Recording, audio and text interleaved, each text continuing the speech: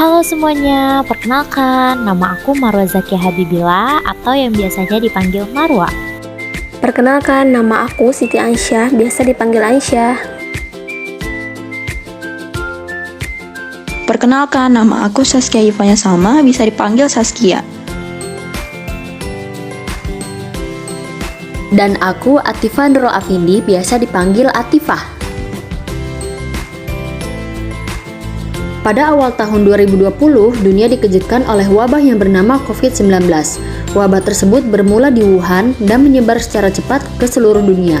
Kemudian pada tanggal 9 Maret 2020, World Health Organization atau WHO secara resmi menetapkan bahwa COVID-19 termasuk sebagai pandemi karena telah menyebar secara luas di berbagai belahan dunia. Adanya pandemi COVID-19 ini berpengaruh terhadap sektor kehidupan karena pemerintah melarang masyarakat untuk beraktivitas di luar rumah. Dengan adanya pembatasan ini juga membuat masyarakat mau tidak mau bekerja dari rumah atau yang lebih dikenal sebagai work from home. Nah, ada nggak sih Mar data tentang tenaga kerja perempuan di Indonesia? Ada Fah, kalau misalnya kita lihat dari data jumlah tenaga kerja perempuan dalam tabel berikut ini, bisa kelihatan kan kalau jumlah tenaga kerja perempuan dari tahun ke tahun semakin meningkat. Dari 2018 sampai 2019 terjadi peningkatan sebesar 1,66%. Namun dari tahun 2019 sampai 2020 peningkatannya ini cukup besar, yaitu sekitar 4,04%. Maka dari itu dapat diartikan bahwa setelah adanya masa pandemi COVID-19, para perempuan yang tadinya tidak bekerja sekarang masuk ke dalam dunia kerja. Hal tersebut terjadi karena banyak tempat kerja yang melakukan PHK atau pemutusan hubungan kerja. Kalian ada yang tahu nggak sih dengan adanya pandemi ini mengakibatkan terjadinya konflik antara ruang publik dan ruang domestik? Kalau aku sih nggak tahu, yang lain gimana? Aku juga nggak tahu. Emang konfliknya kayak apa sih? Konflik ini dinamakan dengan work family conflict. Menurut Triyayarti yang dikutip dalam Dharma 2019, work family conflict adalah konflik peran yang terjadi ketika tuntutan peran sebagai pekerja dan tuntutan peran sebagai anggota keluarga tidak berjalan dengan baik. Seperti yang kita tahu, seorang pekerja akan dituntut untuk bisa bersikap profesional dalam kerjaannya, sedangkan seorang anggota keluarga memiliki tanggung jawab dan kewajiban mengurusi pekerjaan rumah tangga. Ketika salah satu dari peran sebagai pekerja atau anggota keluarga memiliki tuntutan yang jauh lebih besar dibandingkan yang lainnya, konflik peran tersebut akan timbul dan mengganggu keseimbangan antara pekerjaan dan keluarga. Oh gitu. Terus ada dampaknya nggak sih work family conflict ini terhadap perempuan yang bekerja? Dampak WFC pada perempuan bekerja memberikan dampak negatif secara individual pada diri perempuan dalam bentuk gangguan psikologis maupun kesehatan. Gak cuma hanya perempuan yang bekerja saja, tapi dampak negatif juga dirasakan oleh mereka yang tinggal serumah atau tidak tinggal serumah dengan anggota keluarga, seperti suami, anak, orang tua, mertua, dan keluarga besar lainnya, maupun yang sehari-hari berinteraksi dengan perempuan bekerja, seperti asisten rumah tangga dan supir. Selain itu, dampak negatif juga dirasakan oleh organisasi tempat perempuan bekerja terkait dengan produktivitas kerja dan hubungan sosialnya dengan rekan kerja. Nah, temuan ini tuh sesuai dengan salah satu teori yang menyatakan bahwa WFC pada perempuan bekerja itu dapat menimbulkan berbagai dampak yang dirasakan secara individual maupun orang lain yang berada di sekitarnya, seperti keluarga, kantor, ataupun perusahaan. Nah, tentu saja work family conflict ini adalah permasalahan yang sangat sering kita jumpai pada perempuan atau ibu yang bekerja. Namun tidak menutup kemungkinan juga bahwa laki-laki juga bisa memiliki work family conflict. Nah, terus apa nih Mar solusi yang bisa kita lakukan agar terhindar dari work family conflict? Kalau dari aku, yang pertama, komunikasikan konflik peran ini kepada keluarga. Misalnya pada orang tua, suami, istri, atau mertua.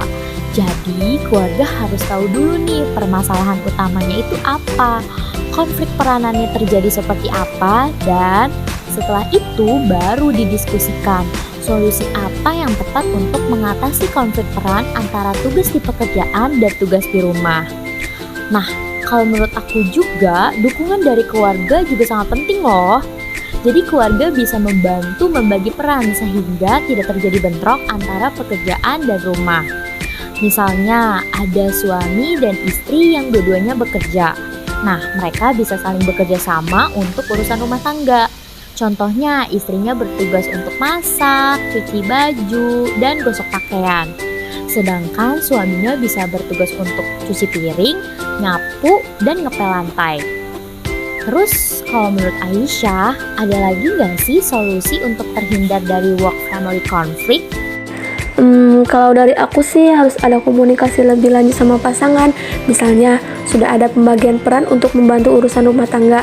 Tapi kita kan nggak tahu ya kalau misalnya ternyata di tempat kerja ada urusan penting atau mendadak. Contohnya disuruh lembur lah atau pergi keluar kota.